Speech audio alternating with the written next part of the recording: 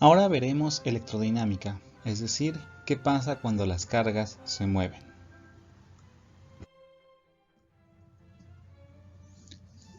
La corriente eléctrica se entiende cuando las cargas se están moviendo. A la corriente se le asigna la letra I de intensidad de corriente y se define como la cantidad de carga que pasa a través del tiempo. Existen otras ecuaciones que involucran también la velocidad y el número de cargas y el área por el que transita, lo cual tiene sentido si hacemos una analogía de la corriente eléctrica a una corriente de fluido, por ejemplo el agua. No es lo mismo la cantidad de agua que pasa por una tubería grande que la cantidad de agua que pasa por una tubería pequeña. Al igual que el agua, la electricidad se comporta de diferentes formas cuando pasa por un cable delgado o por un cable grueso. Pero para lo que veremos más adelante no nos va a interesar el ancho del cable. Las unidades en las que se mide la corriente eléctrica es el ampere, que está definida por Coulomb segundo, y aunque Coulomb debería ser la unidad elemental asociada a la electricidad, es el ampere por cuestiones históricas políticas.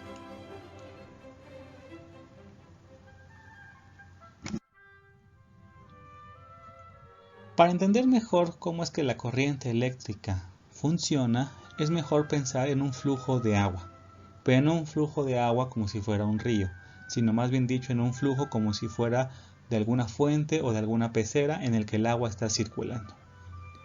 Quien proporciona la energía para que el agua se mueva es una bomba y el flujo de agua se mantiene mientras la bomba esté encendida.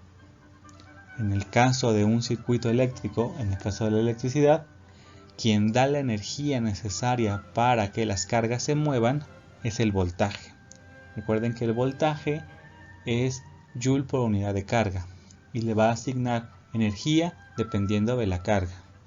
Entonces, haciendo un análogo, la bomba que mueve el agua sería el voltaje y la corriente, el flujo mismo del agua en la fuente sería la corriente eléctrica.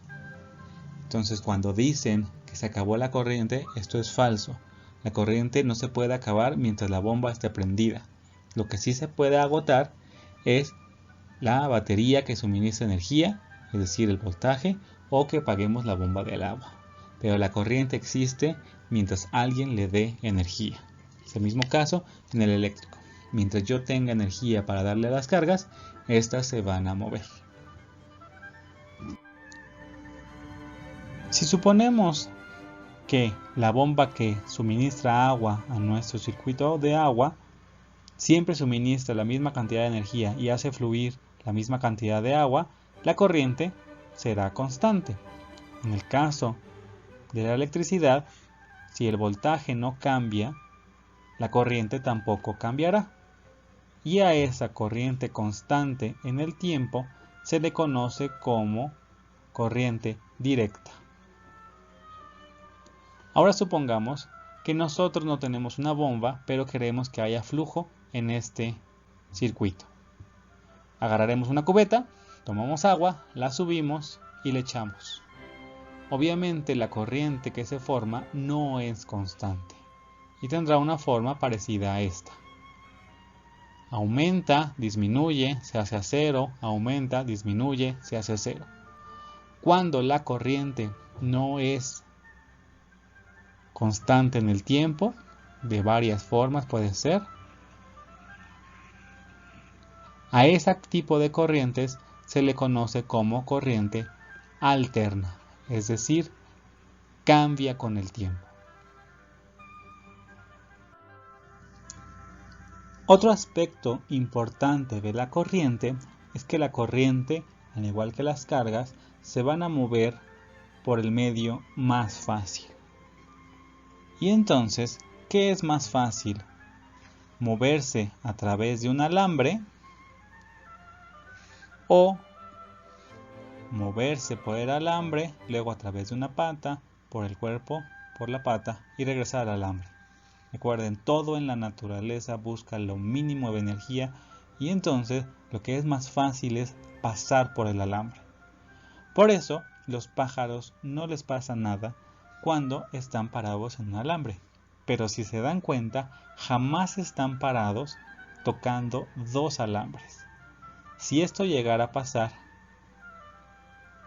el camino más fácil para conectar dos alambres sería el pájaro.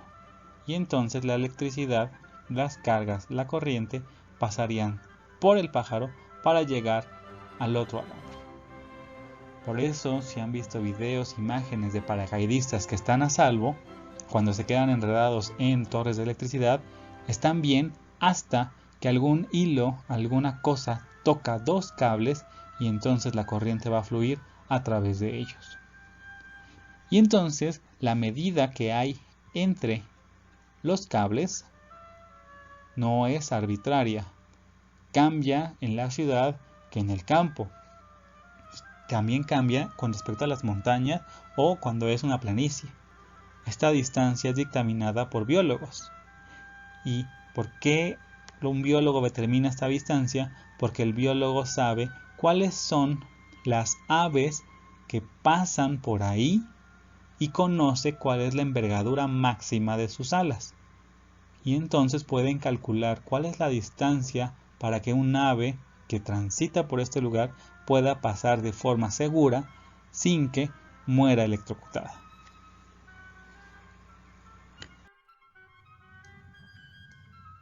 Uno de los primeros que hizo experimentos sobre la relación entre voltaje y corriente fue Ohm, y gracias a él tenemos una ley muy importante y que lleva su nombre, la ley de Ohm. Ohm estaba trabajando con alambres y al hacerles pasar un voltaje apareció una corriente y él quería saber esta relación, cuánto era o cómo era la relación, y se dio cuenta que era lineal. A más voltaje, más corriente. A menor voltaje, menos corriente. Y encontró la famosa ley de Ohm. Si queremos verla con una forma más mnemotécnica, podemos decir Victoria, reina de Inglaterra. Relaciona el voltaje con la corriente y la constante que mantiene la igualdad la llamó resistencia. Esta resistencia tiene unidades de volt entre ampere y esa unidad, en honor a su descubridor, se le conoce como ohm y tiene el símbolo de la letra omega. La ley de Ohm es muy usada en todos los circuitos porque gran parte de materiales tienen esta ley presente. Una forma para hacer el análogo en la ley de Ohm, volveremos al agua. Entonces, si yo tengo un voltaje dado, va a haber una corriente que dependerá de la resistencia. La resistencia la podemos entender como algo que se opone al movimiento de las cargas o, en el caso de pensar en agua, algo que impide que el agua se mueva. Si pensamos en una tubería grande, habrá poca resistencia. Si pensamos en una tubería pequeña, habrá mucha resistencia. Entonces la relación entre corriente y voltaje depende de esta resistencia. Si yo tengo la resistencia fija y subo el voltaje, tiene que subir la corriente. Si yo tengo la resistencia fija y bajo el voltaje, tiene que bajar la corriente. Pero en cambio, si mantengo, por ejemplo, el voltaje fijo y subo la corriente, la resistencia tiene que bajar.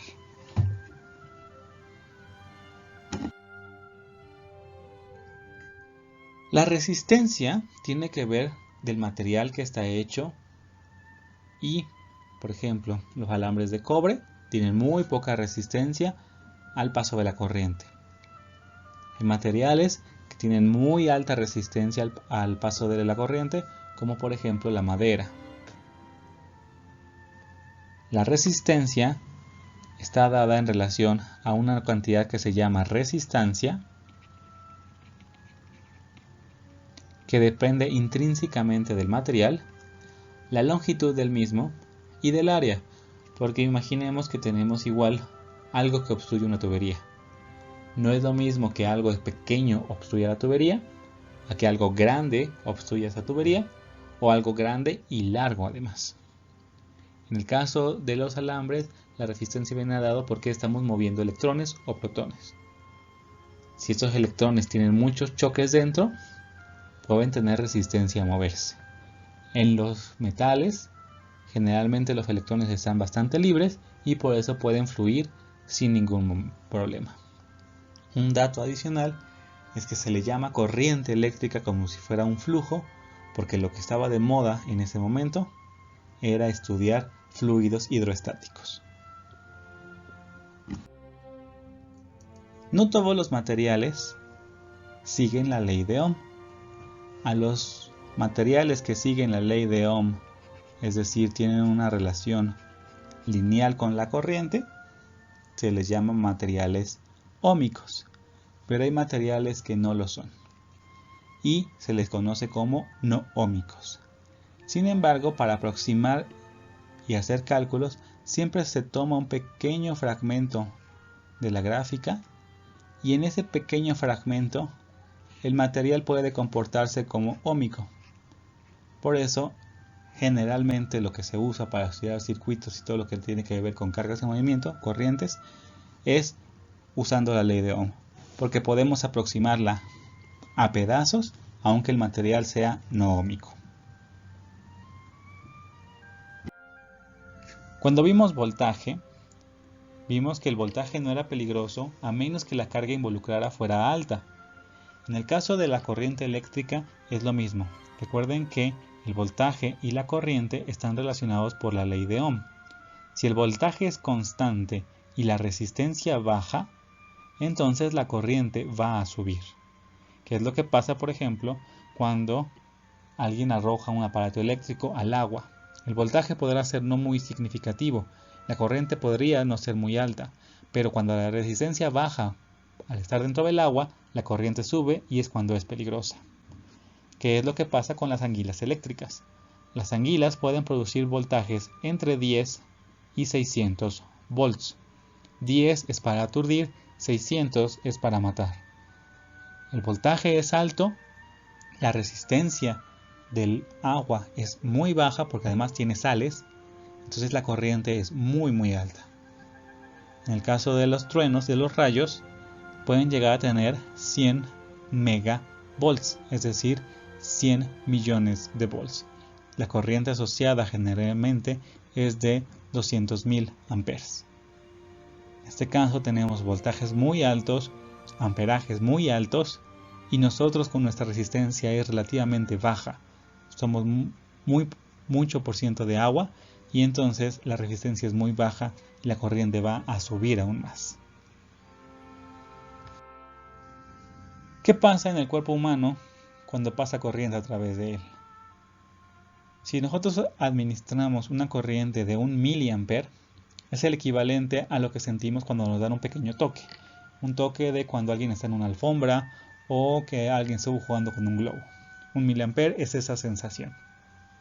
Si alguien ha jugado con una máquina de toques, esas máquinas generalmente usan una corriente de 5 miliamperes y ya empieza a ser desagradable. Si han visto los comerciales de unos productos que hacen trabajar el músculo por ti, que funcionan a base de choques eléctricos, esas máquinas usan 10 miliamperes y ahí ya están en contra de poder controlar la función muscular. Es decir, el cerebro ya no es capaz de controlar el músculo, sino la máquina lo está controlando.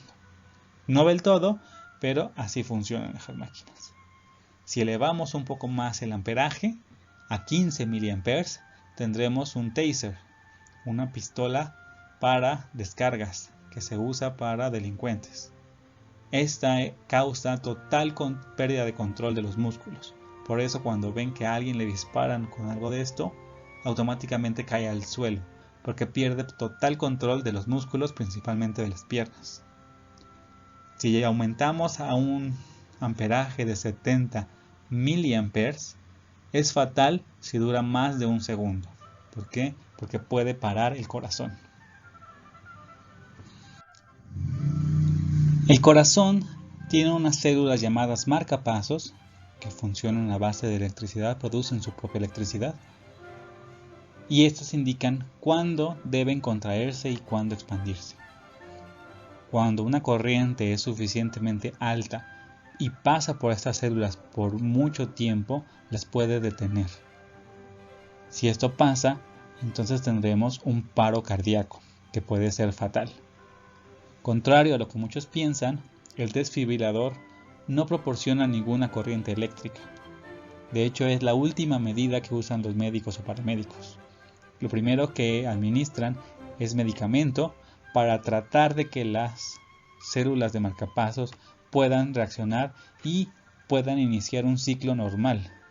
También usan un masaje para que ésta entre en un ciclo normal. Cuando esto no funciona, lo que usan es el desfibrilador. Pero el desfibrilador lo que hace es proporcionar energía muy grande en un periodo corto de tiempo. El desfibrilador se mide en joules y lo que va a hacer es parar en seco al corazón, y los doctores tendrán la esperanza de que las células de marcapasos puedan iniciar un ciclo normal. Por eso se usa como última instancia, porque parar en seco al corazón es un volado de va a reiniciarse o no va a reiniciarse.